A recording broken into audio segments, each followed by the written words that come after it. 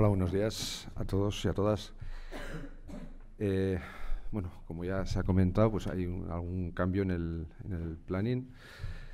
Bueno, lo primero, agradecer nuevamente a las 6 la oportunidad que me ha dado para, en este caso, coordinar esta segunda sesión de debate. Y como os comentaba, bueno, pues hay un cambio de última hora en el programa. El moderador, en este caso, soy yo mismo. Soy subdirector de Sistemas de Información del Servicio Navarro de Salud, y dentro de los ponentes pues voy a repasar, porque también habiendo cambios de última hora creo que os tengo a todos controlados. Ahora haré las presentaciones. Está conmigo Rosa, David, Laura, Fernanda y José Mari, con lo cual estamos todos. Bien, pues comenzamos, si os parece, esta segunda mesa, los centros sanitarios virtuales. Avances desde la última reunión de salud conectada, en este caso, que se celebró en Barcelona, y que ya en aquella sesión se obtuvieron una serie de conclusiones pues muy valiosas. Ponían en situación, bueno, pues la situación, valga la redundancia, de todo este tema tan complejo, ¿no?, como es de la monitorización, virtualización de asistencia, etcétera. Todo el tema que hacía referencia a la accesibilidad de los ciudadanos a los sistemas sanitarios, no solo a los sistemas sanitarios, sino incluso se hablaba y hablaremos de ventanilla única, ¿no?, del ciudadano conectado con la administración. Todo el tema de la multicanalidad, incluso de la unicanalidad, inteligencia artificial, unos retos pues bueno, muy ambiciosos, muy ilusionantes, pero luego también tenemos que ver cómo eso cuadra con la realidad de las organizaciones. El paciente en el centro, tener siempre en cuenta sus necesidades, no solamente de enfermedad, sino emocionales.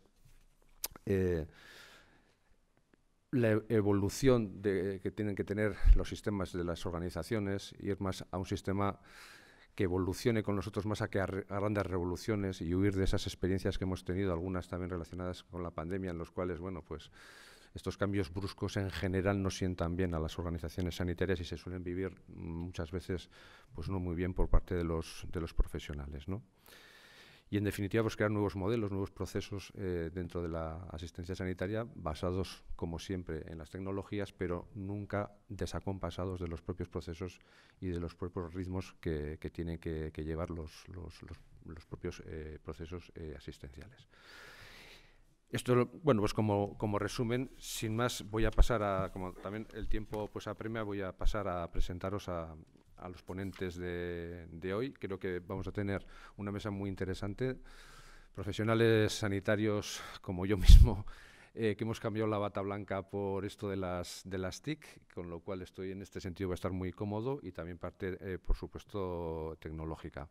A mi derecha está Rosa Barber. Es técnica del Servei Català de Salud desde el año 1993. Desde el año 2010 pasó a formar parte del equipo de la Mesa de Salud, el equivalente a Carpeta de Salud en Cataluña, dentro del área de sistemas y de la información de Cataluña Salud. Ahora participa también en distintos proyectos como la e-consulta y la videoconsulta, herramientas para la no presencialidad, siempre por parte de la ciudadanía. A mi izquierda está David Santano, médico de atención primaria desde el año 2001. Ha trabajado tanto en la zona rural como urbana dentro de Osakidetza y puntualmente en Cataluña. Desde el año 2016 pasa a formar parte del equipo de Osarean con la carpeta de salud dentro de la Subdirección de Calidad y Sistemas de Información de Osakidetza. Ahora participa también en distintos programas de telemonitorización, seguimiento de pacientes crónicos, programas de salud infantil, etc. A mi derecha está Laura Casaña, asesora técnica de la Dirección General de Transformación Digital, Innovación y Derechos de los Usuarios de Aragón. Médico con vocación de médico de pueblo para conocer y preservar la salud de los individuos desde el nacimiento y en su contexto de vida. Comenzó su andadura profesional como médico de familia y pediatra de primaria por toda la geografía aragonesa, e hizo la especialidad de Medicina Preventiva y Salud Pública para estudiar y analizar la salud desde el punto de vista poblacional y no individual. Técnico de salud de atención primaria del sector 2 de Zaragoza, pasando después a ser una de las responsables de los sistemas de información de atención primaria de Aragón, comenzando a trabajar recientemente en el campo de la transformación digital. A mi izquierda, en el extremo izquierdo, Fernanda Aguirre Ojea, médico especialista en medicina intensiva y en sistemas de información en salud. Ha participado en proyectos de digitalización de instituciones sanitarias en Argentina, Chile, Uruguay y Colombia, y actualmente es consultora de informática clínica para Integrando Salud y para la Organización Panamericana de la Salud. Y a mi izquierda tenemos a José María Barranco Zafra, que es director de acceso a mercado de Abbott, y no sé si él quiere decir presentarte algún detalle más. Bueno, por mi edad, evidentemente, no solamente he trabajado en Abbott, tengo una experiencia en industria farmacéutica. En industria farmacéutica ya de varios años. Soy farmacéutico. Me especialicé también con MBA en una escuela de negocios. He podido trabajar en diferentes departamentos de la industria, en marketing, en venta. Ahora estoy en acceso al mercado llevando la dirección de Abbott, bueno, empresa tecnológica que creo que conocéis, que lo que hace es desarrollar sistemas muy innovadores para mejorar la calidad de vida de los pacientes en los campos de diagnóstico, cardiología, vascular, y en concreto yo represento la parte de diabetes. Muchas gracias, Javier. Pues sin más empezamos y entramos en harina. A mí me gustaría empezar la mesa con una pregunta un poco a todos los ponentes, y hace un poco referencia al propio título de la mesa, ¿no? Los centros sanitarios totales, avances desde la última reunión. Bueno, pues esa es la pregunta. ¿Cuáles os parecen? Que son, en función de esa situación que yo he muy resumido al principio, ¿cuáles os parecen que han sido los principales cambios, avances o retrocesos en su caso desde hace un año? Empezamos, si os parece, con... Hola, buenos días a todos. En primer lugar, agradecer a la organización la invitación a participar en este foro de debate. Para alguien totalmente nuevo en este ámbito como yo, me está resultando muy fructífero conocer las experiencias de otros compañeros mucho más versados en el sector y, sobre todo, ponernos cara y poder relacionarnos personalmente. Voy a centrar un poquito. La Comunidad Autónoma de Aragón ocupa algo más del 9% del territorio de España, pero solo representa un 3% de la población española. Es un territorio con una idiosincrasia muy particular.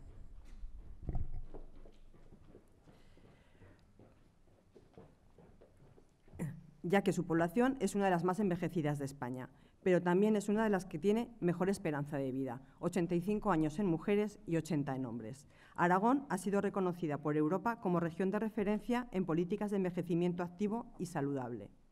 El 50% de la población aragonesa vive en Zaragoza capital y el otro 50% dispersa por todo el territorio. Tenemos 14 hospitales públicos y desde atención primaria, la puerta de entrada de la sanidad pública, el ciudadano recibe servicios sanitarios en 123 zonas básicas de salud repartidas en 118 centros de salud y casi 900 consultorios locales. Así, en el año 2016 se produjo en la asistencia sanitaria aragonesa un elemento disruptivo, la historia clínica electrónica, que aúna la información de los distintos niveles asistenciales, una historia clínica centrada en el paciente, al servicio de todos los actores implicados en el camino hacia la medicina 5P y pensando en el Big Data. Un rediseño que requiere la colaboración de los distintos departamentos del Gobierno de Aragón, con nuevas normativas y estructuras de gobernanza. En Aragón, la transformación digital va de la mano de los derechos de los usuarios, buscando ser inclusiva y sumar servicios, no sustituirlos. El paciente puede acceder a la mayoría de información recogida en su historia clínica por medio de su carpeta de salud, ya sea mediante la web de Salud Informa o la APP, siempre bajo las necesarias medidas de seguridad.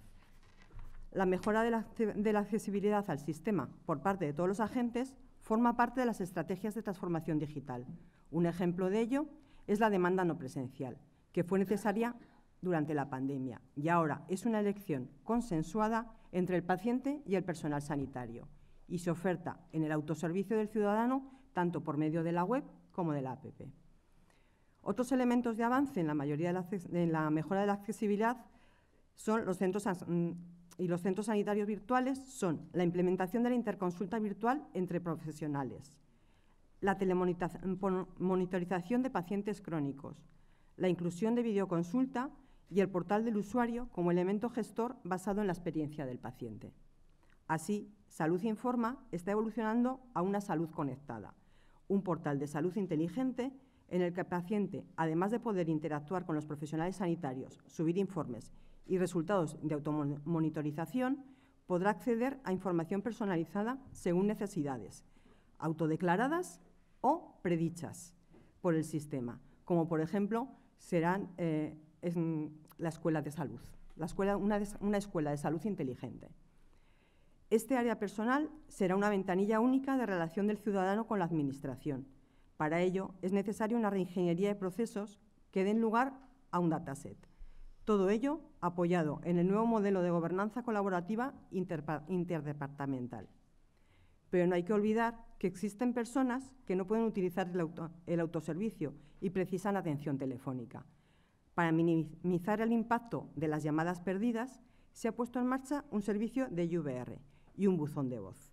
Se ha visto que un 33% de las llamadas se pueden resolver mediante autocita y se pretende llegar a la resolución de un 50% de las llamadas mediante esta IVR. Y el otro 50% de las llamadas, por supuesto, podrán encontrar personas al otro lado que les ayuden en sus necesidades. En definitiva, el Departamento de Sanidad de Aragón avanza en la transformación digital de sus servicios, evolucionando hacia un nuevo paradigma de medicina basada en valor, centrada en el paciente, inclusiva, teniendo en cuenta a todos los actores implicados y alineado con las líneas estratégicas del Sistema Nacional de Salud.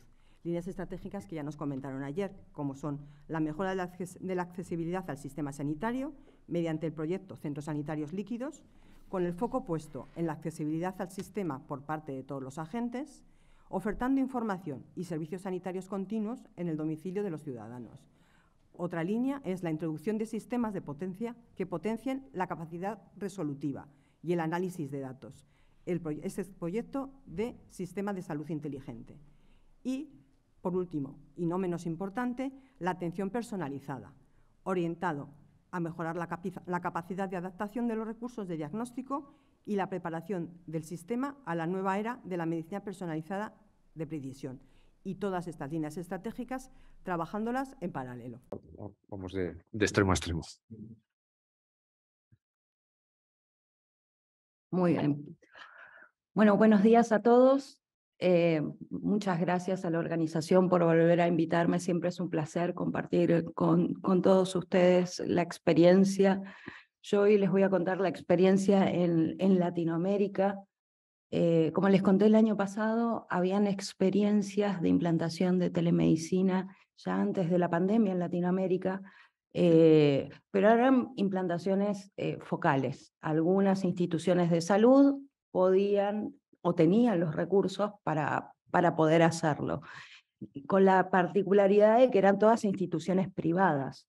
No habían proyectos, pero no habían llegado a buen puerto desde la salud pública. La pandemia obligó a todos, así que los proyectos de salud pública que se pusieron en marcha, les voy a contar primero en Argentina, por obvias razones, es el terreno que más conozco, pero bueno, les puedo contar de Chile y de Colombia también. Todos esos proyectos siguen en pie, siguen funcionando, y la particularidad que tuvieron fue que luego de esas implementaciones se hicieron un montón de...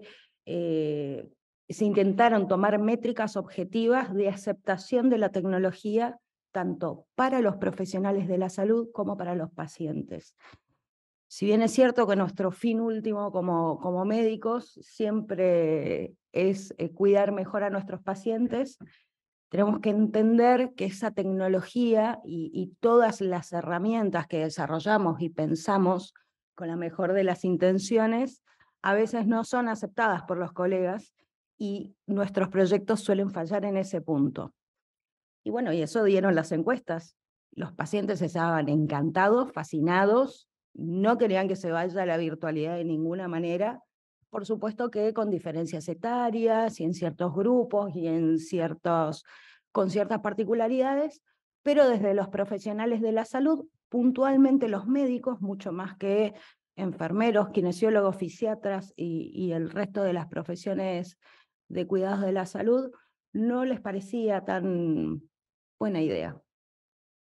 Pero bueno, gracias a la presión de los pacientes y a que la pandemia puso en evidencia que estos nuevos procesos que se tuvieron que pensar para que esta tecnología pueda ser aplicable, daban un montón de ventajas desde la gestión sanitaria y nos ayudaron a mejorar además otras métricas. Nosotros teníamos tasas de ausentismo a la consulta que rondaba entre el 20 y el 27% de todas las citas programadas, con el consecuente desequilibrio de la gestión y con el consecuente lío que eso genera en todas las instituciones de salud.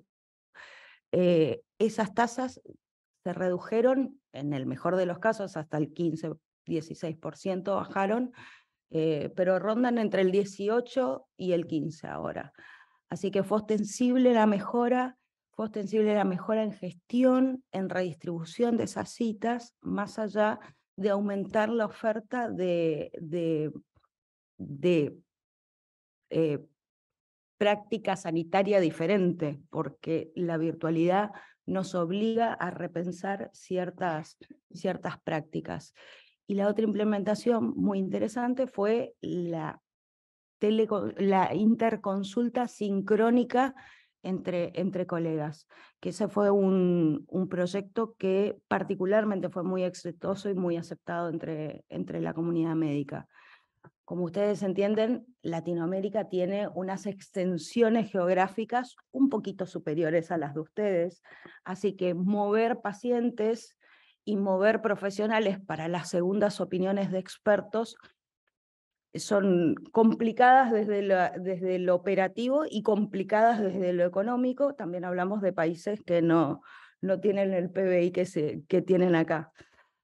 Así que el servicio de teleconsulta a colegas que están en centros de alta especialización en ciudades grandes, por ejemplo de Argentina a una punta a la otra tienen 3.000 kilómetros. Viajar del punto norte al punto sur de Argentina a Buenos Aires, que es la urbe más grande a donde concentra la mayor capacidad de especialización médica, es muy costosa desde lo económico y, vuelvo a decirles, desde lo operativo. Entonces, dar la oportunidad a todos esos colegas que están lejos de esos centros urbanos, de que puedan preguntar a alguien que está súper especializado o con más experiencia, pero no condicionarlo a que estar los dos en simultáneo en una videoconsulta, sino poder generar un canal seguro de transmisión de esa información de salud asociada a las historias clínicas de los pacientes y a poder compartir la información oportunamente, fue muy aceptada y tuvo altísima adhesión y generó que ese primer piloto que hicimos con un hospital de alta complejidad en Buenos Aires, con uno de baja complejidad en Formosa, que es una provincia que está muy al norte, a 1.300 kilómetros de Buenos Aires,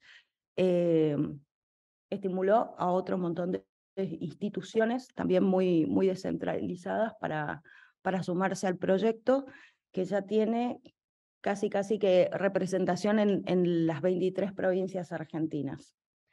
En el caso de Chile y de Colombia son condiciones muy parecidas a las que les contaba sobre Argentina, por ahí no con la distribución geográfica tan amplia, salvo Chile, que es angostito pero muy largo, también con excelente adhesión, y Chile tiene un proyecto muy interesante de telerehabilitación que fue muy exitoso y generó mucha adhesión, con un sistema sanitario, vuelvo a insistirles, diferente. Chile tiene un sistema más enfocado a la prestación privada que a la prestación pública. La sanidad pública en Chile y en Colombia no tienen tanto desarrollo. Argentina tiene una sanidad pública bastante desarrollada, con sus pequeños problemas asociados a los pequeños problemas que tiene el país en general,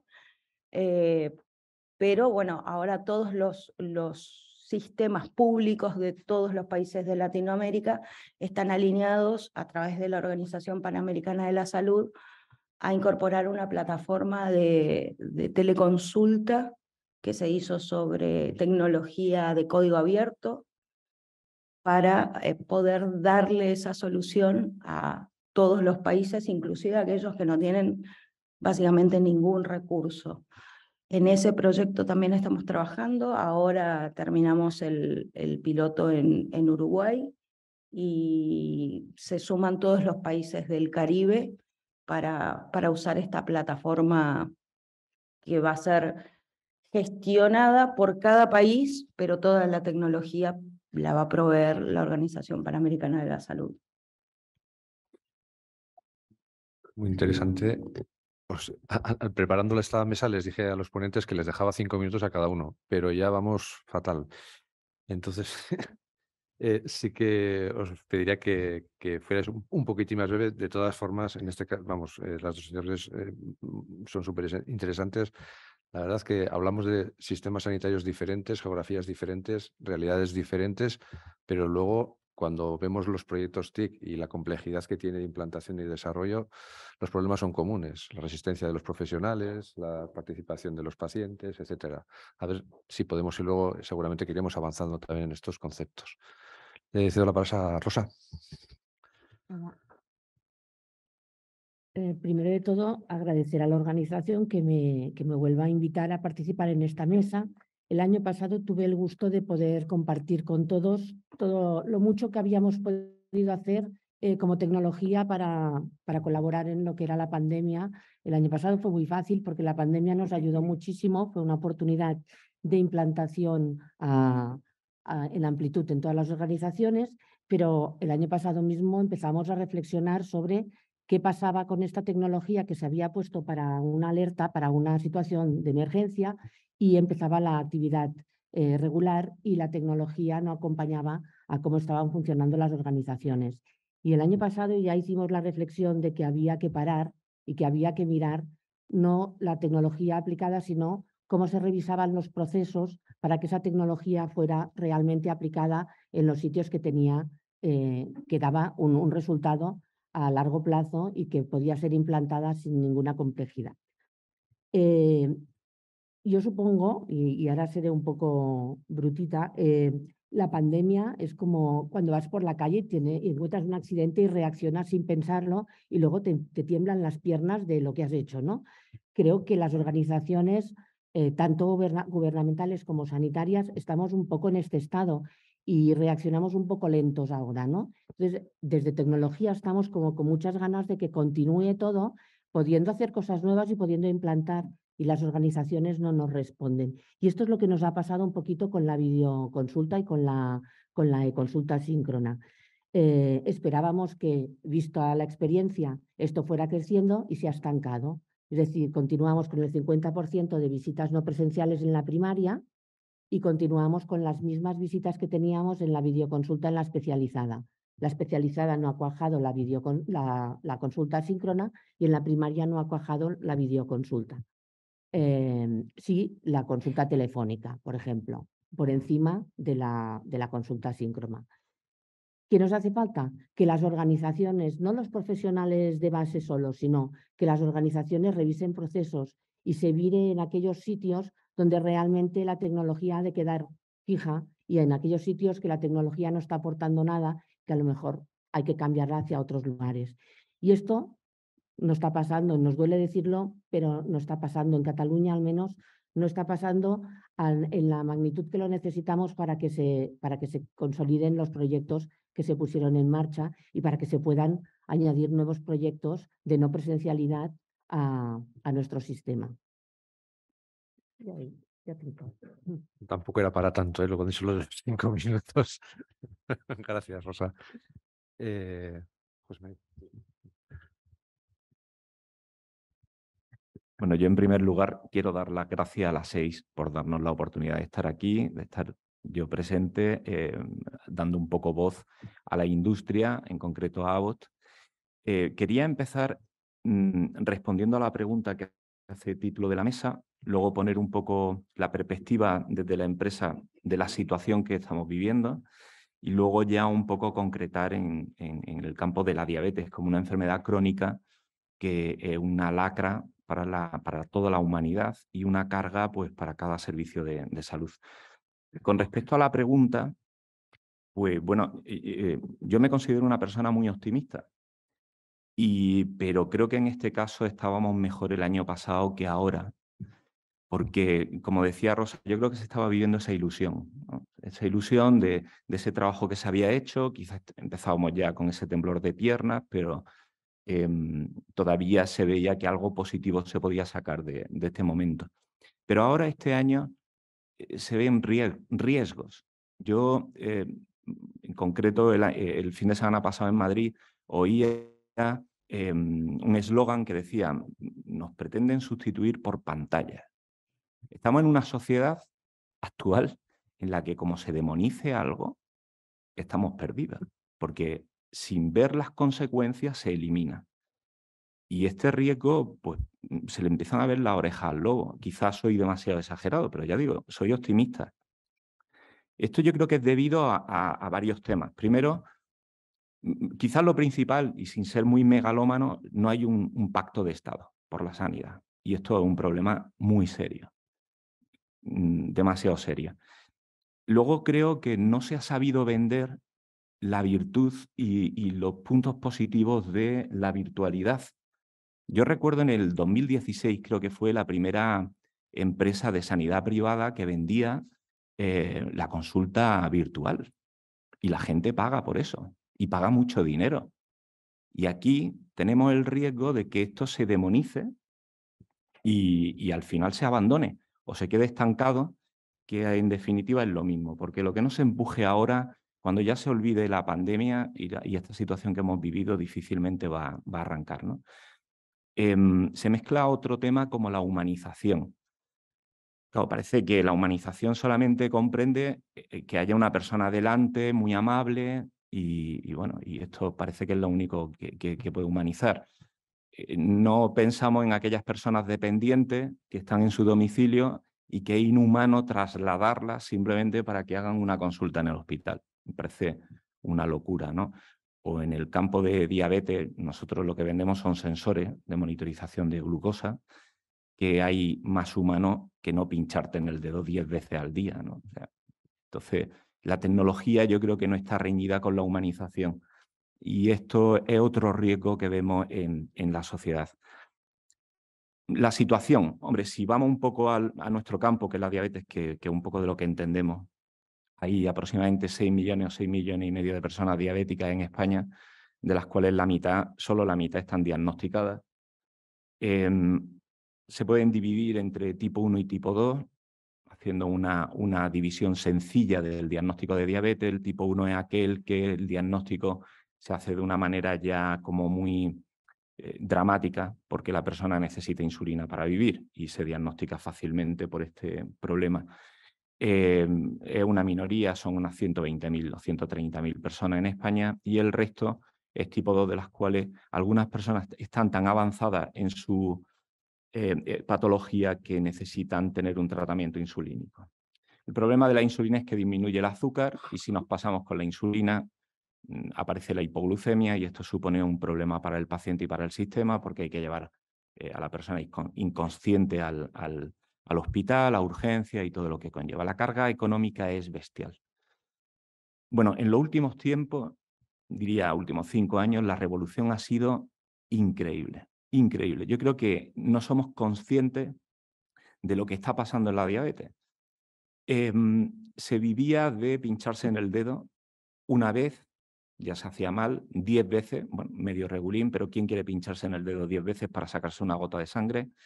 El médico, y aquí mis colegas seguro que lo conocen bien, lo que veía era un cuaderno normalmente manchado de sangre, porque claro, te pinchaba y luego tenías que apuntar la glucemia, y bueno, y no se sabía muy bien cómo estaba el paciente. Bueno, nosotros comercializamos un sensor, el sensor, esto se pega en el brazo, dura 14 días, mide cada minuto, con lo cual pasamos de tener un dato cuando el paciente se pincha a tener una tendencia 14 glucométrica, en fin, es algo abismal. Para que os hagáis una idea, en el periodo de la pandemia, y tuvimos una de las reuniones de Torremolinos, hubo una persona que tuvo una sesión, una educadora en diabetes. Este sensor se puso en varias regiones antes de la pandemia y esta persona, como educadora, como ella decía, desde la camilla, desde la mesa camilla de su casa y con un portátil controlaba a 500 pacientes diabéticos tipo 1. El resultado, y no solamente en ese paper se demostró, sino en toda la geografía, era que estaban mejor controlados durante la pandemia que antes de la pandemia. Pues esto es una parte de la telemedicina, de la virtualidad en la consulta. ¿Qué es lo que nos encontramos? Bueno, se están comprando estos sensores, todo magnífico, nosotros vendemos, todo el mundo muy contento, el problema es que no se saca el 100% de las prestaciones, porque estos son datos de un valor incalculable y muy difíciles de integrar en los sistemas. Pero yo creo que no hay que culpar a nadie, simplemente, como en todos los casos, siempre se atiende lo urgente antes que lo importante. No se da abasto, los recursos son limitados. Y si encima unimos lo que yo decía al principio de que la virtualidad se puede empezar a demonizar, pues cuando tengamos la reunión el año que viene y si nos invitan, veremos a ver qué es lo que se ha hecho en un siguiente año y ojalá me equivoque, pero seguiremos como mínimo estancados, ¿no? Y yo creo que esto es lo que tenemos que evitar.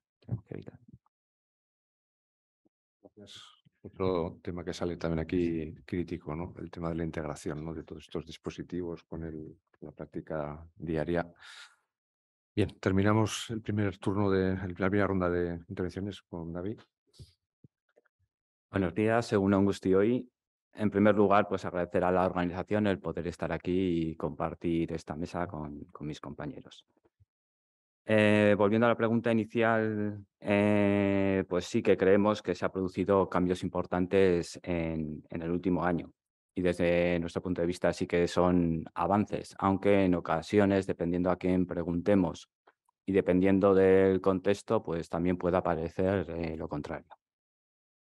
A raíz de la pandemia se produjo un cambio en la atención, invirtiéndose el porcentaje entre las consultas presenciales y las no presenciales. De forma general, aquí en Osakidetza, pues si decimos que prácticamente el 80% de las consultas eran presenciales y un 20% no presenciales, pues eso a raíz de la pandemia fue al revés. Por dar algunos datos, en el 2019 en Osakidetza teníamos un total de 2,5 millones de consultas telefónicas. En el 2020 pasamos a 9,5 millones de consultas telefónicas. Y en el 2021 eran más de 10 millones en las consultas telefónicas atendidas. La tendencia para final de este año prácticamente va a ser igual que la del año pasado. Entonces, para poder atender toda esta demanda, tuvimos que evolucionar las herramientas que ya teníamos y generar otras nuevas. Todo esto requirió el esfuerzo de muchos profesionales, en específico del servicio de informática, pues al que quiero agradecer el esfuerzo que tuvieron que hacer. Algunos ejemplos de estas herramientas, nosotros tenemos los centros de atención al usuario, los CAUS, que tenemos en los centros de salud, y que puntualmente también tenemos en las OSIs o el equivalente que son las áreas sanitarias.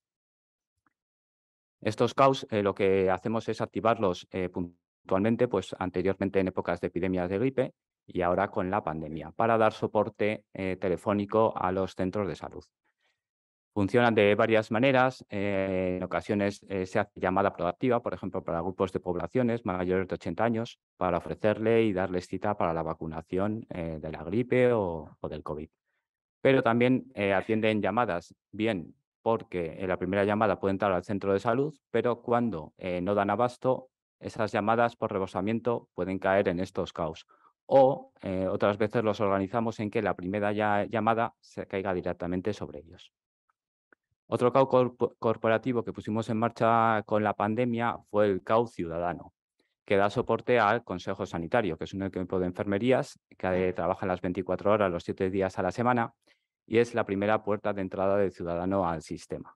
Como es lógico, durante la pandemia, pese a que tienen más de un 80% de resolución de las llamadas, pues también se vio desbordada y entonces este CAU ciudadano dio soporte.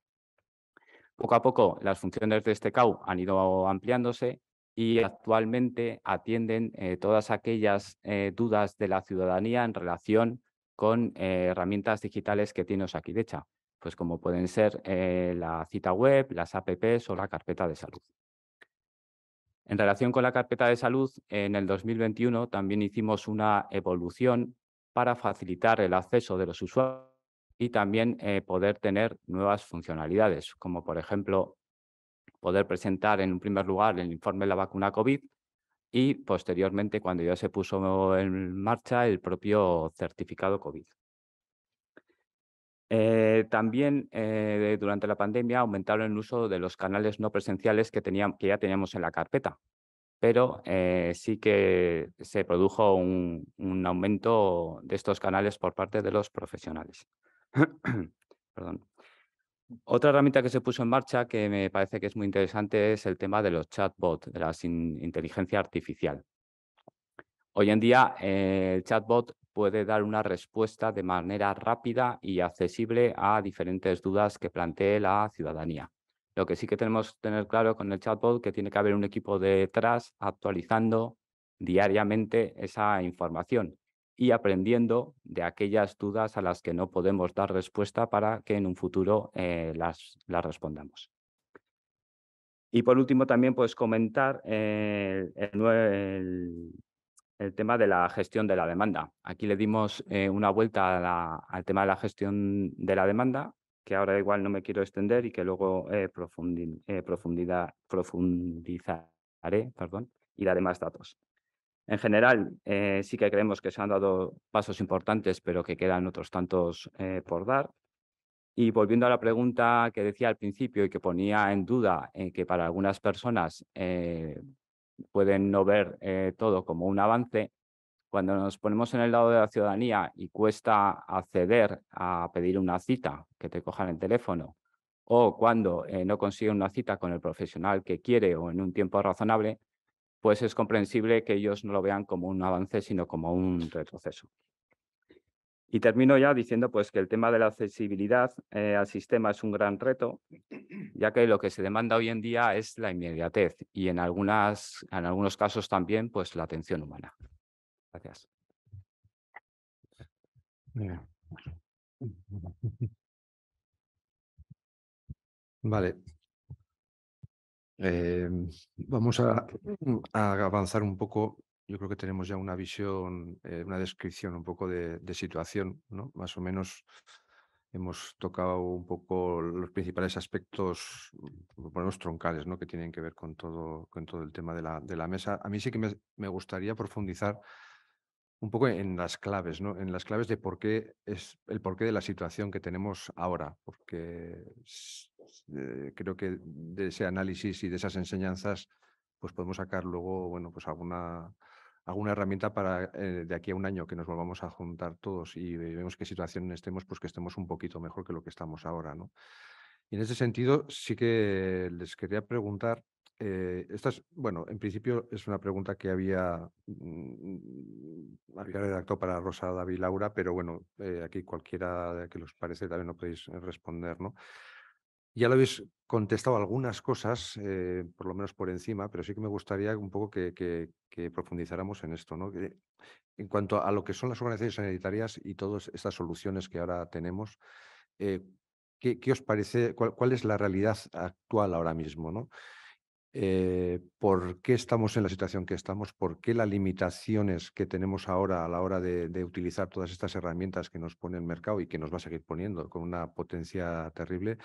¿Se está trabajando lo suficiente con los profesionales? ¿Están suficientemente formados, concienciados de todas estas herramientas? ¿La alta dirección está apostando porque esto se ponga en marcha? ¿Se están realizando, se están desarrollando, se están actualizando estrategias, nuevas estrategias o actualización de estrategias viejas que den salida y que den viabilidad a todas estas nuevas iniciativas?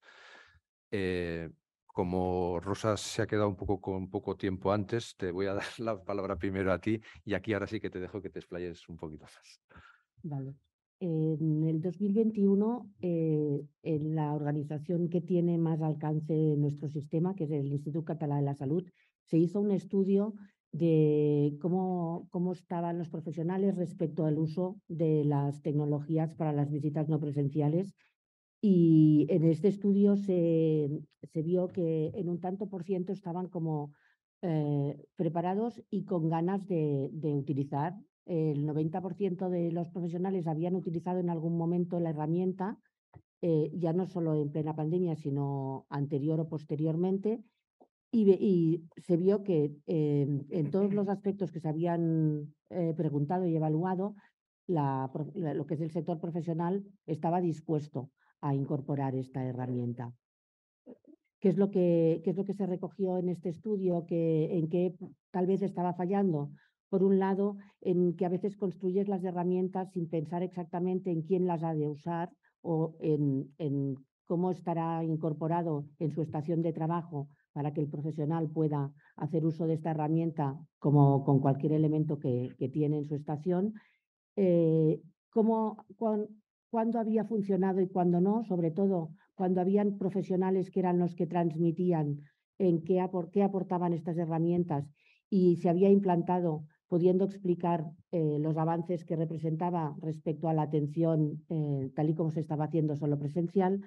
En esos centros se había visto que la implantación era muy fácilmente acogida y en los centros que la transmisión se había hecho simplemente por mensajería de explicar que había esta herramienta y que podían usarla, la implantación había sido mucho más dificultosa. En estos momentos, como os decía, en la primaria el 50% de las visitas se hacen con la e-consulta, que es esta herramienta síncrona, que una de las reflexiones que hacían los profesionales es que justamente la ciudadanía tenemos la facilidad de tener herramientas como el WhatsApp o como cualquier cosa donde tú te acostumbras, pones una frase y te responden inmediatamente. La consulta síncrona se ha convertido un poquito en esto, ¿no? Es decir, el ciudadano tiene una consulta, ya no es como cuando tú te desplazas al centro que te apuntas y meditas todo lo que le quieres preguntar al médico, sino que cuando tienes una duda la lanzas sin plantearte que aquello es un tiempo que un profesional va a tener que mirar cuál es tu historia, cuál es tu realidad para poder darte una respuesta adecuada a lo que a ti te pasa. Estamos como desincronizados, ¿no? Es decir, el ciudadano tiene la necesidad inmediata de, si tomo esto, ¿qué pasa? ¿No? Y no es consciente, no hace empatía, pues al otro lado hay alguien pues, que tendrá que coger un tiempo, mirar tu historia porque le estás preguntando esto. Entonces los profesionales hacían un poco la reflexión esta de el tipo de demanda que te entra es muy amplia y muy inmediata, ¿no? De respuesta muy inmediata.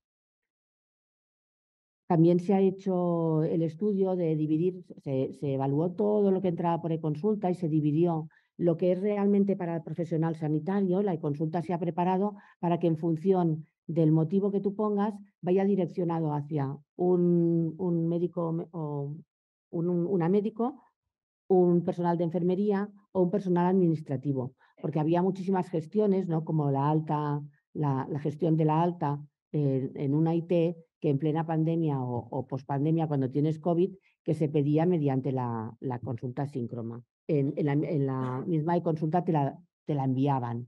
Entonces, en estos casos no hace falta que sea el mismo médico el que reciba esto. Lo puede recibir un administrativo y pasarlo al médico si realmente él no puede hacer la actividad, ¿no? O una copia del plan de medicación, que este plan de medicación ya está prescrito por el médico. Es solo imprimirlo, es solo generárselo y enviárselo. Todo este estudio lo que hizo es ir clasificando en función de lo que va entrando hacia quién tiene que ir. Y esto, en lo que es administrativa, se ha implantado hace muy poquito y se empezarán a recoger los primeros números, pues supongo que en pocos meses. Sí que nos faltaría todo lo que es la especializada y por qué, que es esta reflexión que os hacía antes de por qué los centros no están haciendo esta revisión de procesos de dónde hay que poner la consulta no presencial, cuando hablas entre ciudadanos o incluso entre profesionales, a veces comentas para una visita de simplemente todo en orden, nos vemos el año que viene, no haría falta que yo ocupara un espacio de visita presencial. Podría perfectamente, si nos ponemos de acuerdo, porque yo creo que aquí sí que hay que hacer un cambio de hábitos, es decir, la pandemia nos ha hecho que café para todos y ahora hay que dar el servicio realmente si hay un consenso, si el ciudadano no lo quiere, no tiene medios, hay que no utilizarlo. En estos momentos está todavía en plan pandemia y todo el mundo tiene la puerta abierta.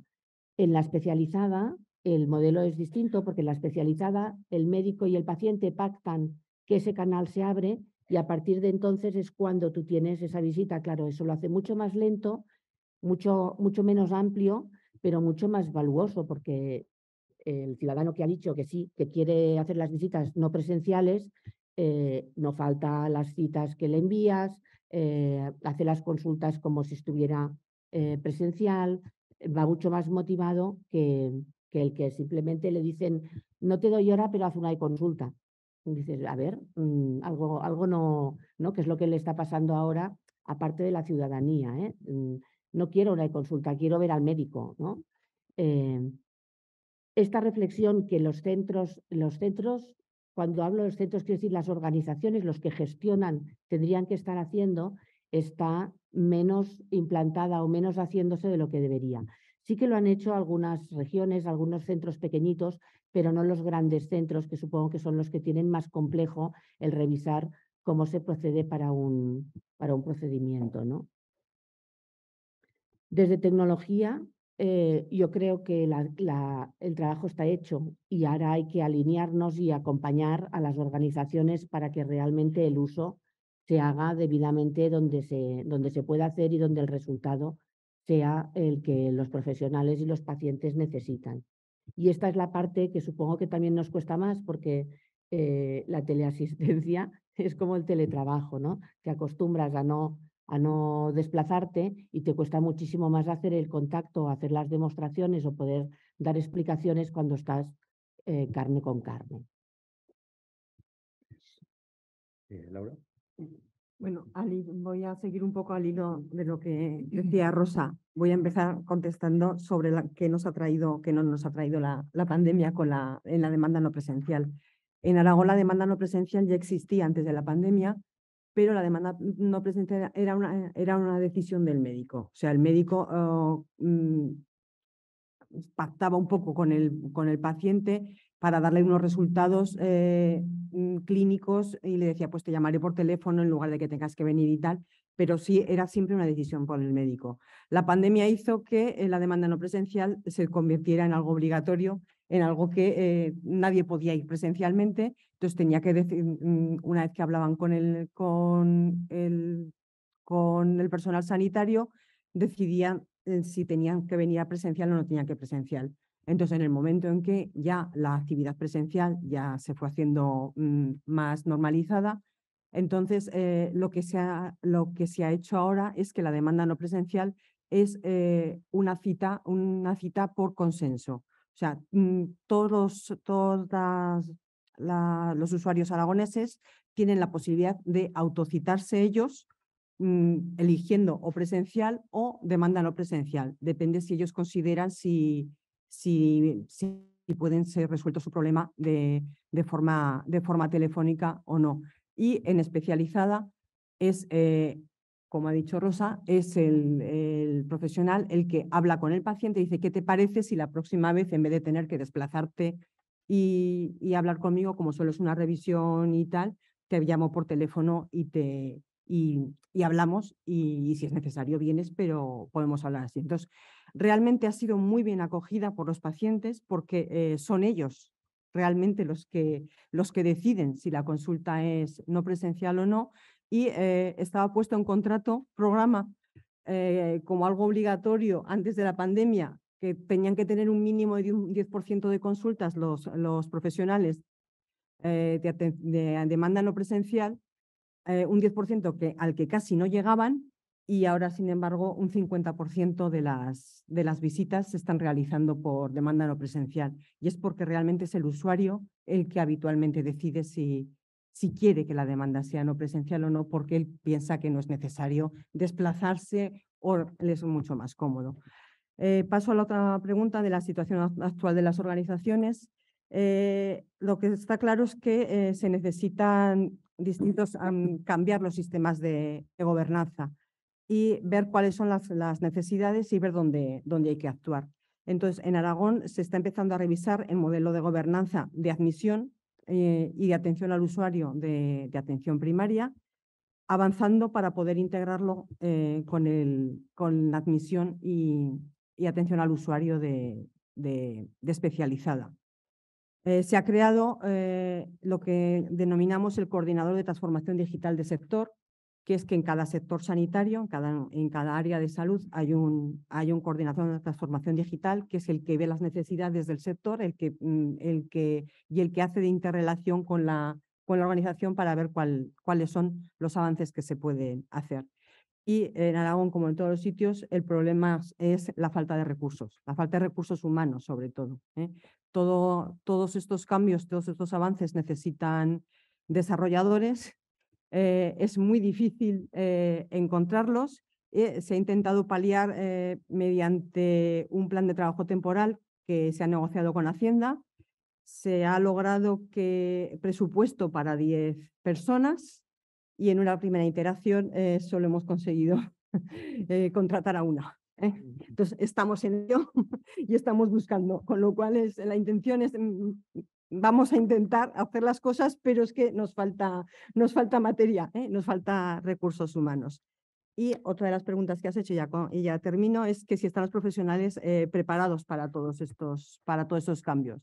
A ver, casi todo el mundo está claro, casi todo el mundo tiene claro que es que se necesitan cambios, se necesitan avanzar, pero en cuanto les propones esos cambios y les dices, venga, vamos a hacerlo, a todo el mundo se le ponen los pelos de punta y todo el mundo lo primero que hace es el rechazo y decir, no, esto no lo quiero.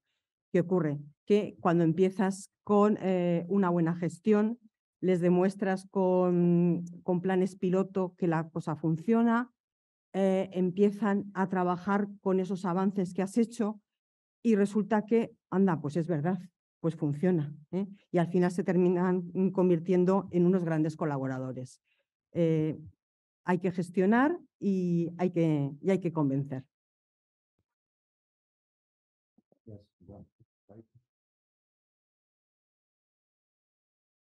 Bueno, en Osakidetza sí que hemos apostado por los nuevos modelos de atención y uno de ellos es el de la gestión de la demanda, sobre el que seguimos trabajando y el que os había comentado antes.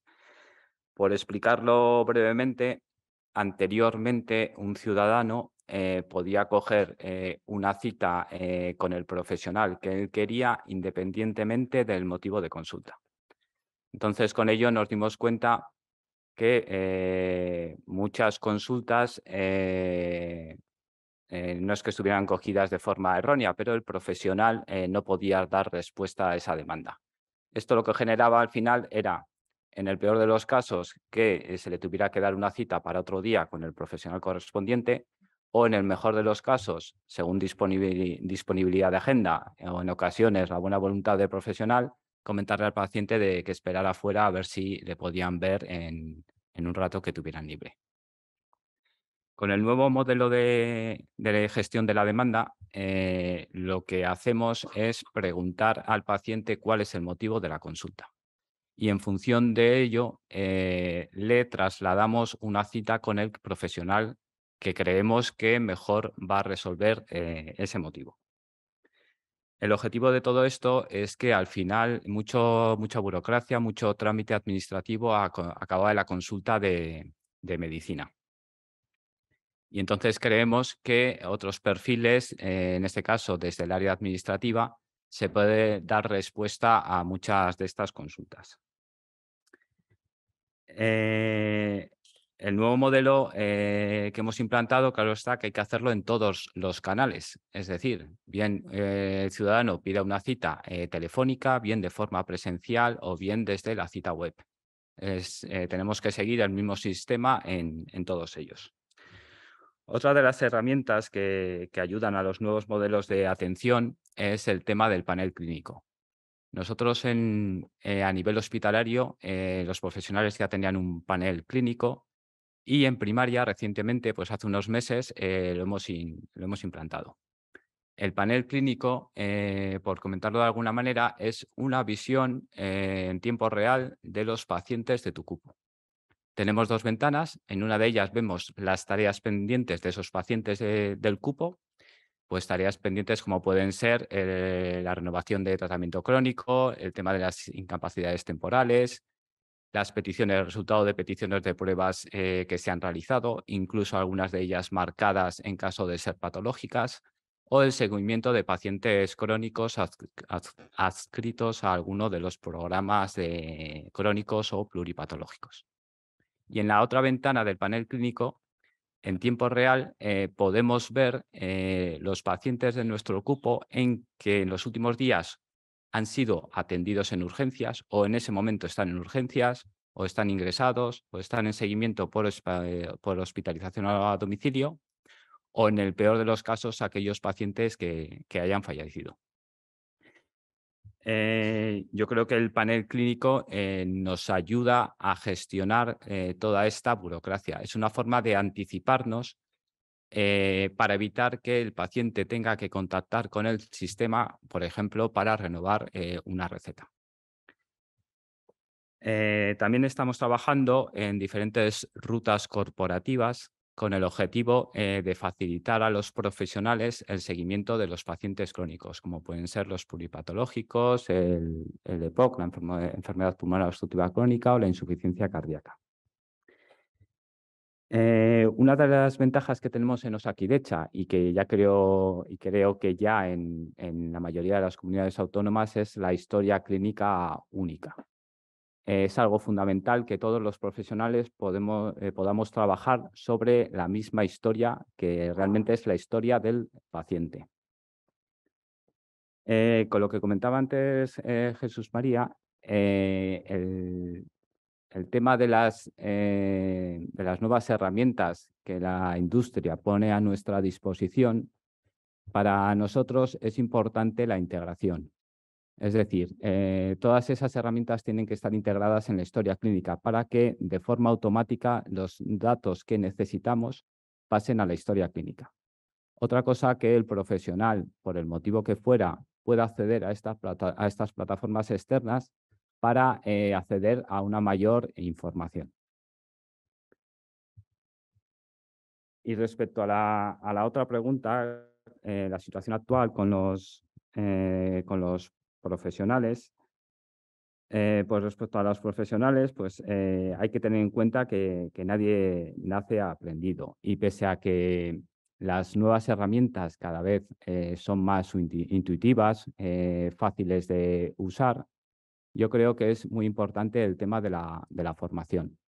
Porque además, con la formación lo que conseguimos es que los propios profesionales conozcan estas herramientas. Porque muchas veces tenemos herramientas que, sin darnos cuenta, son tantas que los profesionales no saben ni que existen. Muchas veces, desde el punto de vista de los profesionales, y aquí me incluyo yo cuando estaba en la consulta, cuando nos presentaban una nueva ruta, una nueva herramienta, siempre lo veíamos como una carga más. Ahora que tengo otro punto de vista diferente, por decirlo de alguna manera, el objetivo de estas nuevas herramientas es que sea una herramienta que me ayude a gestionar mejor la consulta.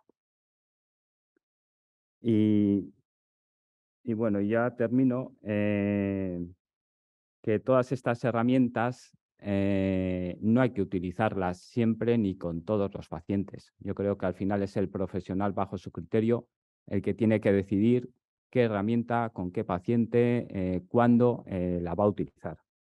Con algunos pacientes podremos usar canales no presenciales en algunas situaciones y con otros no, pero que no sea por no tener herramientas o por no saber que las tenemos. Gracias. Yes.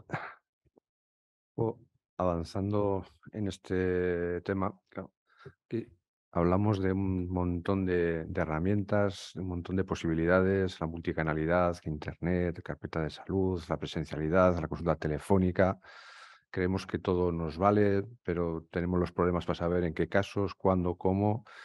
Eh, Ahora mismo también se han dado otras claves. Además, queremos que todo esto esté integrado con lo que ya tenemos, con esa palabra de integración que es tan mágica, pero que luego es un auténtico quebradero de cabeza para los que nos dedicamos a gestionar esto en el día a día, ¿no? Es fácil decir, no todo tiene que estar integrado. Joder, integra todo esto. Y a esto luego tenemos el tema de la omnicanalidad, ¿no? La integración ya no solamente de todo esto, ya estamos hablando ya de otro nivel, ¿no? De redes sociales, foros, etcétera, inteligencia artificial. Esto realmente de aquí a un año, cuando nos volvamos a juntar, hablaremos de la omnicanalidad como una realidad ya que tengamos, o de aquí a 2 años o 3, o estamos todavía hablando en el terreno de los deseos, o de la utopía, ¿no? ¿Estamos realmente en una situación madura en la multicanalidad como para siquiera pensar ya en otros retos o no? O efectivamente esta es la vía que es la que tenemos que seguir y es la que nos va a dar esos resultados que todos deseamos. Otra cosa es que veamos luego la factibilidad de todo esto y los plazos, ¿no? Fernanda.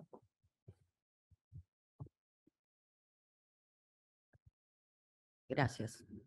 A ver, se escucha así. Bueno, respecto de la omnicanalidad, era una utopía, yo creo que ahora está en la lista de deseos, todavía no sé si estamos en condiciones de hablar de omnicanalidad. Sí, ya tenemos desarrollados muchos canales de acceso que antes no teníamos y que en los últimos años fueron madurando un poco más, pero definitivamente no llegamos todavía a la omnicanalidad. Tenemos que seguir trabajando, tenemos que seguir integrando para poder integrar toda esa información y para poder aprovechar toda la tecnología que nos proporcionan los dispositivos, la inteligencia artificial y todas las herramientas. Tenemos que empezar a pensar cada vez más seriamente si todos los estándares que ya sabemos que existen en la industria los vamos a usar o no, porque si no, no tiene mucho sentido seguir poniendo esfuerzo en desarrollar estándares y vamos a tosudamente decidir no usarlos. Yo como trabajo en estos proyectos que son transnacionales, entiendo más que nadie la necesidad de usar estándares y de ponernos de acuerdo. Ustedes están casi compelidos a hacerlo por la Unión Europea. Los están invitando con muy poca disimulo a compartir información de salud. La gente, inclusive acá en Europa, tiene mucho mayor movilidad que en Latinoamérica, y es casi como un problema que ya no lo podemos esconder más. Es el elefante en medio de la cristalería. Y evidentemente la pandemia nos puso delante de nuestras narices ese problema sin piedad.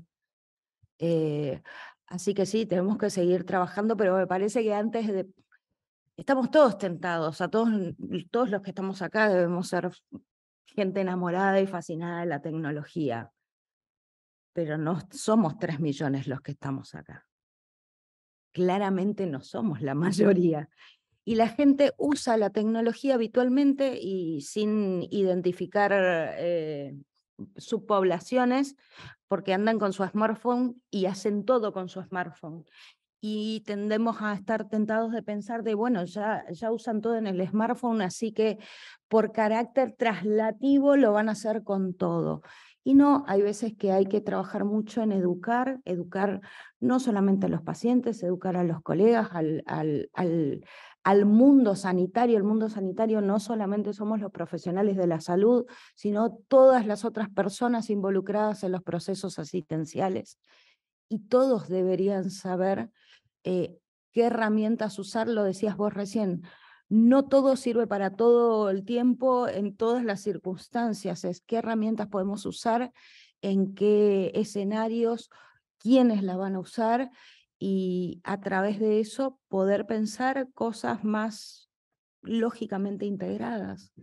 Si no, vamos a seguir creando silos de información y vamos a seguir desperdiciando información que, más allá del carácter transaccional que tenga, valiosísimo, estamos perdiendo la oportunidad de volver a la tecnología un gran aliado para el cuidado de las personas, y no que sean problemas y eventualmente de cancelación de tecnologías por el solo hecho de que no nos sentimos cómodos porque no entendemos muy bien cómo funciona.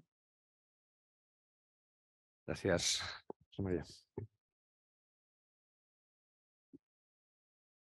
Hombre, yo espero que por lo menos se siga avanzando para el año que viene, ¿no? Hay una cosa muy humana que es la resistencia al cambio. La pandemia vino a eliminar este factor a la hora de cambiar. Había que cambiar sí o sí. Cuanto más nos alejemos de este tiempo de pandemia, más resistencia al cambio volverá a haber. Yo creo que la individualización es fundamental, ya no solamente paciente a paciente, sino diferentes patologías, diferentes áreas, zonas geográficas. Esto, sin lugar a dudas. Nuestra visión, cuando nos sentamos a analizar qué es lo que está pasando, y si fuésemos una empresa, que es de lo que entendemos, lo que vemos es que llega dinero de Europa, pero hay que gastarlo muy rápido, casi que no da tiempo a pensar. Yo creo que alguien tiene que pensar y ver en qué hay que gastar este dinero, ¿no? Decían, no sé quién dijo aquello de que el político mira por legislatura y el estadista por generaciones, ¿no? O sea, alguien tiene que mirar por generaciones, porque el modelo hay que cambiarlo, ¿no? Entonces, ¿qué es lo que haríamos? Evidentemente, todo el mundo tiene que estar alineado en esta dirección. Yo creo que una sociedad como la 6 es fundamental la sociedad médica, todas las sociedades médicas, las asociaciones de pacientes.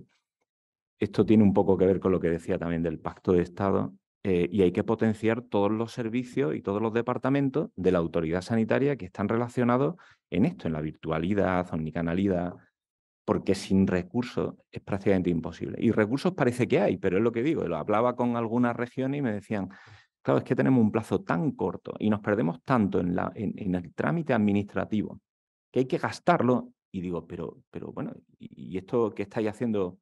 ¿Quién ha dicho que es lo importante? ¿O cuál ha sido el análisis que se ha hecho, ¿no? Bueno, estos son los riesgos que se ven, pero yo creo y tengo esperanza en que evidentemente se siga avanzando hacia adelante, porque casi que no tenemos otra salida. Pues se está viendo un agotamiento en el modelo, y el modelo pasa por esto, ¿no? Por esta virtualidad. Y lo que parece una paradoja, ¿no? Que en un seguro médico privado me vendan esta historia y que pague una cantidad de dinero, pero en el privado no lo permita porque alguien me dijo que esto es malo, ¿no? Y porque, claro, se está perdiendo la esencia. A ver, yo creo que hay que ser práctico en todo esto y hacer una estrategia real y con sentido común, y todo el mundo saldrá ganando, sin lugar a dudas. Bueno, vamos avanzando ya, enfilando ya la recta final de la mesa. Yo ayer veía un programa de televisión a la noche, no sé ni qué programa era, pero le hacían una entrevista a Rafael Bengoa, que seguro que todos conocéis, y hablaban un poco, tirando del hilo de esta huelga de médicos en Madrid, etcétera, y también se hablaba del plasma que ahora ponen en medio de los médicos, de forma que, bueno, parece que la telemedicina tenemos que huir de esa idea que es el plasma, ¿no? El plasma en algunas veces pues está bien, para otras cosas no, pero en otras sí, ¿no?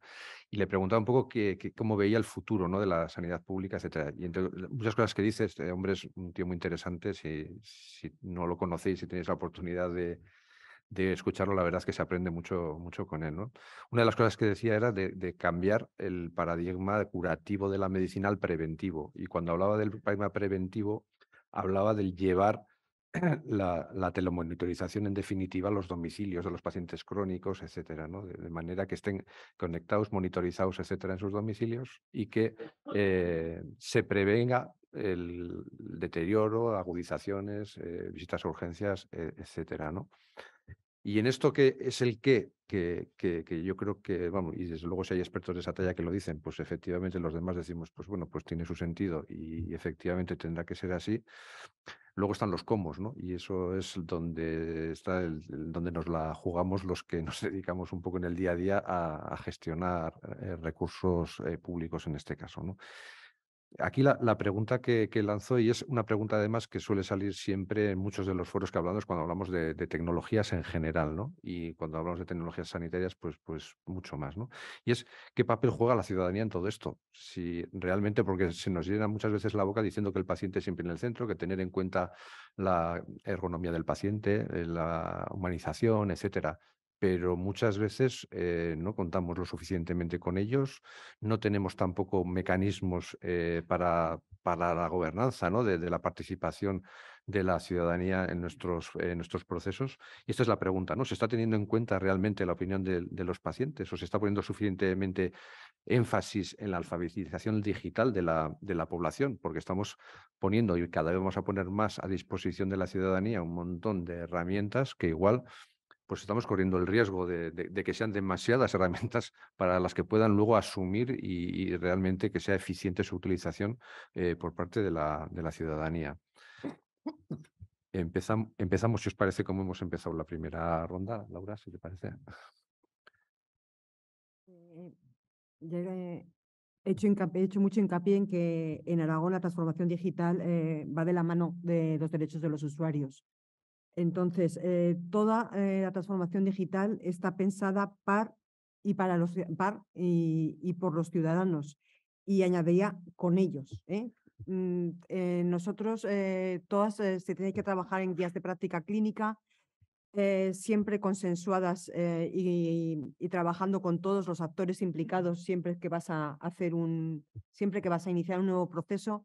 Hay que poner de acuerdo cuáles son las necesidades de todos los implicados. Y, por supuesto, dentro de los implicados están, al final, o siempre, o en el principio, diría yo, el usuario final. El usuario final es vamos a decirle paciente, pero realmente ya sabemos que no todos los que tienen contacto con el sistema sanitario tienen por qué ser personas enfermas, ¿no? Son usuarios del sistema. Entonces, durante la pandemia, la verdad es que, como he comentado, se dieron muchos pasos en las sinergias, en ver cómo solucionar algunas necesidades. Pues seguía habiendo enfermos crónicos, seguía habiendo necesidades que necesitaban el contacto con el sistema sanitario y estábamos todos encerrados y había que conectar. Entonces, hay que aprovechar este pequeño tirón, igual que hay que aprovechar también, o sea, que yo creo que es una ventaja el que existen estrategias desde el ministerio con las que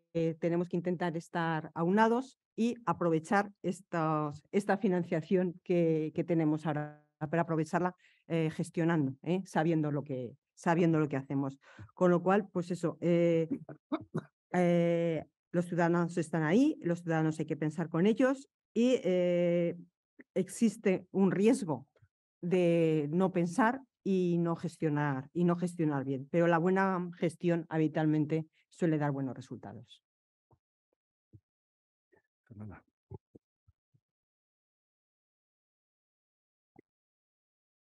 Bueno, me toca ser la políticamente incorrecta. La respuesta es no. Pero bueno, a ver, la pandemia, es cierto, nos dio la oportunidad de acceder a nuestros clientes finales, ciudadanos, pacientes, el nombre que le querramos poner. Y así como tenemos la oportunidad de darles herramientas diferentes para acceder a los servicios sanitarios, esas mismas herramientas son un canal de comunicación. Así que si queríamos usarlos, están. El tema es aprovecharlos y después hacer algo con toda esa información, porque está buenísimo hacerle la encuesta de satisfacción al usuario. Y después, ¿qué hacemos con eso? Nada. Te preguntamos, ¿te gusta? Sí, me encanta. No, lo odio. Bueno, listo. Gracias por contestar. Sigo con otra cosa. Entonces es pensar esas encuestas de satisfacción de implementación de tecnología con la finalidad de después replantear nuestros circuitos de mejora continua. En general, cuando he tenido la pésima idea de hacer esas encuestas de satisfacción y hacer algo al respecto, en general no son problemas tecnológicos los que enfrentamos, son problemas de procesos, son procesos que los pensamos mal alrededor de la tecnología y no alrededor del evento o del problema que queremos subsanar o solucionar. Cuando pensamos mal, muy difícilmente lleguemos a un buen término. Esa es la versión corta. Esta vez me porté bien. Gracias, Fernanda. Rosa.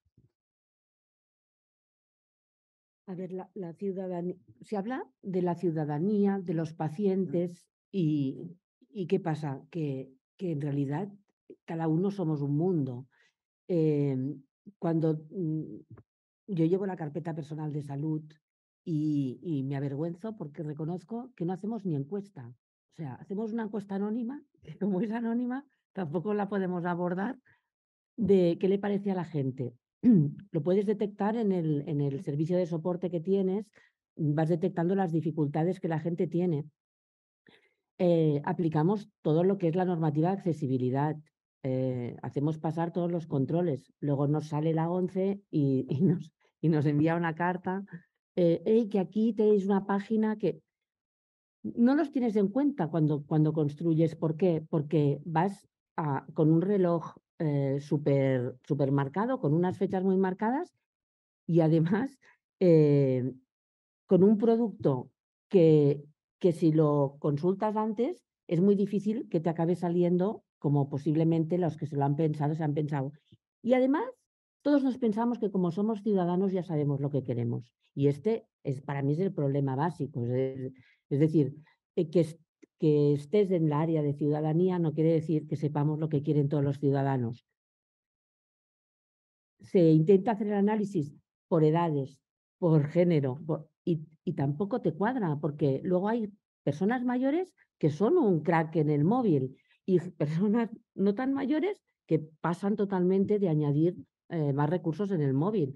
Y al final cada uno va optando en la vida, no va decidiendo yo estoy hasta el gorro de aplicaciones, lo que quiero es llamar por teléfono y el WhatsApp y poco más, y tengo derecho a poder decidir esto en mi vida. Y otros dicen que no, que lo quieren todo, que quieren todas las apps, todos los medidores, todo lo que... Y eso es lo que nos falta. Pero no olvidamos nunca que somos gobierno y el presupuesto es muy pequeño. Y entonces, claro, cuando tú ves una aplicación como la de la Caixa, que te lo hace todo a medida en función de quién eres, dices, yo quiero esto, pero luego no tenemos presupuesto para hacerlo. Entonces, es muy difícil contentar a la ciudadanía en todo lo que necesita porque tenemos un mercado muy amplio. Y yo creo que sí que hay que empezar a pensar en ellos más de lo que pensamos, pero también siendo realistas, porque no vamos a poder hacer lo que les hace falta a todos, ¿no? Este equilibrio es lo que nos falta. Y esto, en la Meva Salud hicimos un encuentro de usuarios, de los que lo tenían, de los que no tenían, porque lo tenían, porque no lo tenían, prepandemia. En estos momentos tenemos 5.600.000 usuarios. No sé si nos daría un poco de miedo preguntar qué piensan de la herramienta que les hemos obligado a usar durante estos últimos 3 años, ¿no? Pues igual sí, igual es esto lo que hay que hacer, ¿no? Parar y decir, ¿qué necesitan en realidad? Estamos aquí comiéndonos el coco en qué meter más y a lo mejor te dicen que ya ellos no quieren todo esto, que lo que necesitan es un canal, no sé, más fácil para lo que realmente usan, ¿no? Que es las consultas, mirar los resultados de las pruebas, pedir las citas, poder gestionar su tiempo mediante este canal. No lo sé, ¿eh? Pero igual esta es la reflexión que Cataluña deberíamos hacer, ¿no? De parar y hablar con nuestros 5 millones de usuarios, que no son poquitos, para que te digan qué piensan. Gracias, José María. Sí, bueno, nosotros pensamos que no siempre el paciente está en el centro, pero si pensamos realmente qué significa que el paciente esté en el centro, quizá es un tema utópico, ¿no? creo que se tienen que hacer muchas cosas. Hay que darle más participación a los pacientes, por ejemplo, en procedimientos de compra de algo que ellos son usuarios finales, o en estrategias o planes estratégicos. Hay que darle más cabida a los pacientes. Digo que utópico. Un día me invitaron a un congreso de una asociación de pacientes de diabetes y bueno, pues los pacientes, habría 500 pacientes, y una mujer muy vehemente, decía que los sensores se caían, ¿no? Que es que se caen, que refuercen el adhesivo y tal. Bueno, ya la persona que había en la mesa dijo, bueno, no se preocupe, señora, hablaremos con la gente de Abbott a ver si puede reforzar el pegamento. Rápidamente saltó una madre de un sillón diciendo, por favor, no hagan eso porque a mí me cuesta, a mi hijo se lo tengo que arrancar con la uña. Entonces, claro, el paciente en el centro. Yo lo que sí pienso es que nadie hace un procedimiento sin buscar un beneficio para el paciente. ¿Se puede hacer mejor? Seguro que sí. Pero yo creo y esto es lo importante, ¿no? Que cuando se haga un procedimiento, se haga una compra, nadie va buscando un perjuicio, ni mucho menos, pero va buscando un beneficio para el paciente, y creo que sí que hay que darle bueno, pues esa voz a asociaciones. Hay que sentarse y ver qué es lo que hace falta realmente, pero es que pacientes hay muchos y muy diversos, ¿no? Entonces es muy difícil. Esta es la parte utópica, ¿no? Es como... Entonces está en contra de que el paciente, no. A veces hay que poner en el centro la economía, otras veces los recursos humanos, pero bueno, porque esto es limitado, ¿no?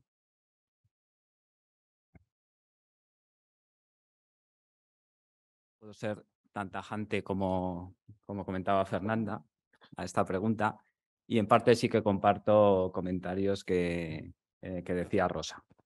Yo creo que cuando trabajamos sobre una herramienta es imprescindible tener la opinión del usuario final, bien sea los profesionales o los ciudadanos. Por poner un ejemplo, nosotros en nuestra carpeta de salud, que nació allí por el año 2013, como he comentado antes, en el año 2021 tuvimos que darle una vuelta.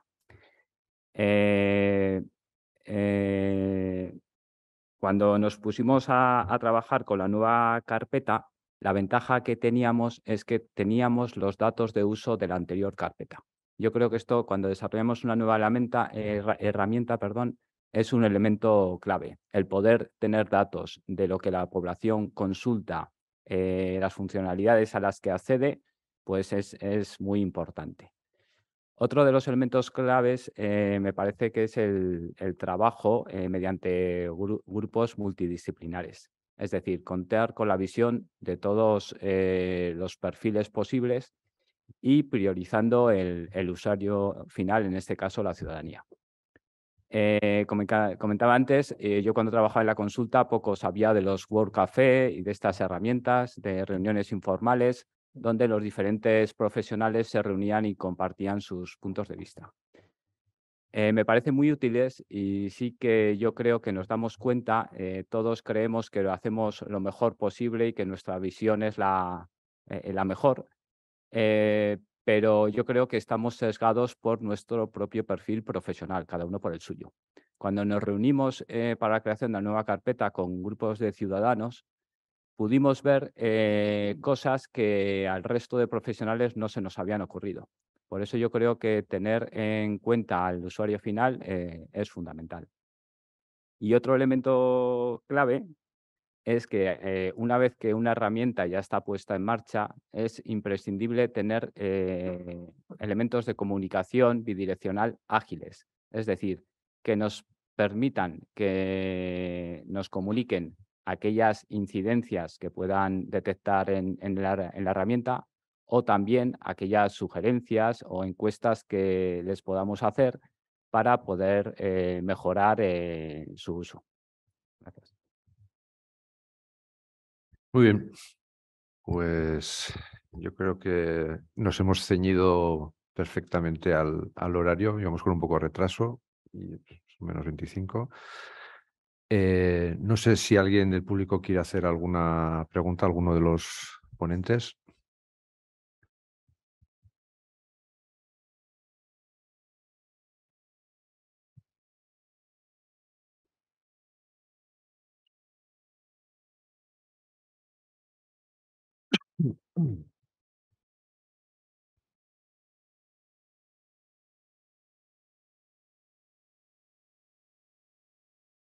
Hola, muchísimas gracias. Habéis abierto muchísimos temas que, como decía Fernanda, de versión corta o versión larga, porque esto tienen para mucha versión larga en muchas de las cosas que han salido. Vamos a la versión corta.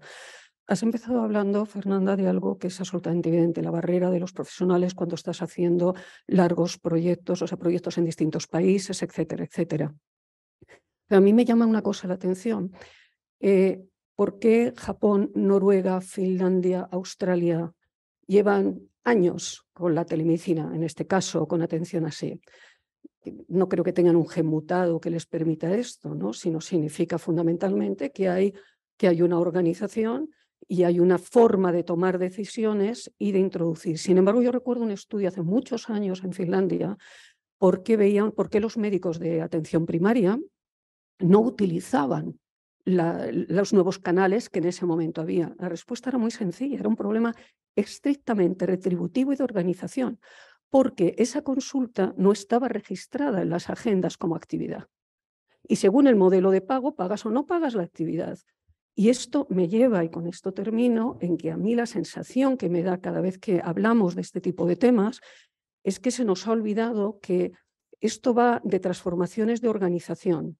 Es decir, ¿qué es lo que hago y cómo lo hago? Procesos. ¿Cómo los cambio? Procesos. ¿Qué nuevas tecnologías tengo? Procesos. Y en paralelo tú vas introduciendo la digitalización como elemento que transforma los procesos. Yo quiero recordar en la experiencia general en nuestro país es que los procesos y la ingeniería, muchas organizaciones con los profesionales entraron a saco en esto y son magníficos archivos de la A a la Z en los despachos de los directivos, porque gestionar por procesos, que es el objetivo de hacer procesos, es transformar la organización en sus procedimientos. Y termino, el paciente en el centro está para matarle. El tema es que paciente en el centro tenía que ver con hacer y diseñar los procesos y la reingeniería en función de las necesidades de los pacientes. Había que cambiar la organización con tecnología o sin tecnología. Entonces yo creo que a lo mejor el enfoque tiene que ver en no podemos seguir pasando de largo las transformaciones de las organizaciones. Es imposible. Me parece Mi que opinión. tenemos que entender que las organizaciones son dinámicas, no son estancas. Hay algo que... Hay frases que a mí me resisto un poco a usarlas porque parecen muy marketineras y las escuchamos mucho y pasa como con lo de la encuesta de satisfacción. Sí, hay que hacerla, pero nadie la va a usar, que es manejo del cambio. Quieren decirle comunicación, quieren decirle, llámenle, pónganle el nombre que quieran, pero cuando uno afronta este tipo de proyectos, por eso le va bien a los finlandeses, a los japoneses, primero porque planifican. Yo no les quiero echar la culpa, pero nosotros heredamos eso de nuestros abuelos españoles. La falta de planificación en Latinoamérica es un must.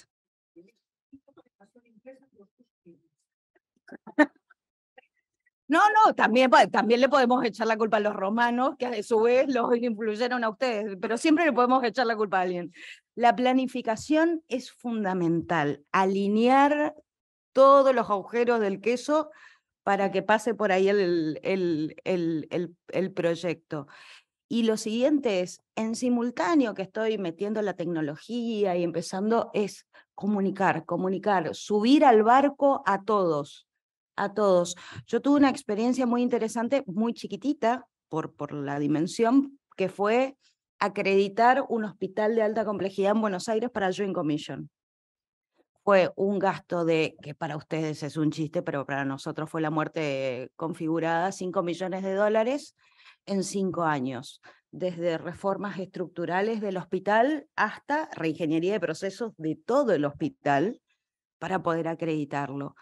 Cuando a mí me contrató ese hospital para hacer eso, para adaptar su historia clínica electrónica, era un hospital que desarrollaba sus propias soluciones, me contrataron para eso y claro, cuando yo llegué dije, che, pero tenés un hospital de alta complejidad de 400 camas en Buenos Aires, más o menos 3.000 médicos solamente. Después sumen enfermeros, kinesiólogos, no sé, 6.000 personas ahí para repensar cómo lo hacíamos. Cuando yo llegué y empecé a hablar con los colegas, la mitad no sabía que era Joint Commission, la otra mitad no sabía para qué se acreditaba. Lo único que te preguntaban es, ¿nos van a pagar más por esto? ¿Nos van a pagar más? El financiador que trabaja con este hospital va a pagar más la consulta porque nosotros tengamos esta acreditación. Y como tengo esta costumbre, así como acá contesté muy alegremente no, a ellos también les dije, ay no, no, es un sellito re lindo que lo vamos a poner en toda la papelería del hospital y vamos a decir, oh, en Argentina somos uno de los 2 únicos hospitales que tenemos este sellito acá, así de buenos somos. Así que primer año fue trabajar con esa gente para que entienda la dimensión, la importancia, el impacto, más allá de lo económico que iba a tener eso en la organización. Ir incorporándolos a repensar los procesos que los afectaban a ellos. Yo no le iba a pedir a alguien que estaba en quirófano que vaya a pensar el de admisión de pacientes. Es, che, mira, esto es inexorable. Va a cambiar, sumate, para que el cambio te convenga. Y el día, fue muy gracioso, el día que vino, la semana que vino la Joint a auditarnos fue una tragedia, una de las peores semanas de mi vida. Cuando vinieron a dar el resultado y que habían acreditado, yo nunca vi gente tan tontamente emocionada, abrazándose y llorando, cual final del Mundial de Fútbol, que en Argentina saben que es muy importante, llorando porque lo habíamos hecho entre todos. Y fue un cambio básicamente organizacional, más allá del trabajo operativo que se tuvo que hacer, que fue arduo y mucho, fue el cambiarle la cabeza a la gente. En realidad nosotros somos eso, más allá de que sepamos de tecnología, que sepamos de medicina y que por eso seamos bichos extrañísimos, no extraños. Nosotros lo que tenemos que hacer es esa herramienta de cambio para las instituciones, públicas, privadas, da exactamente lo mismo. Es cierto que lo público tiene un componente así como un poquito más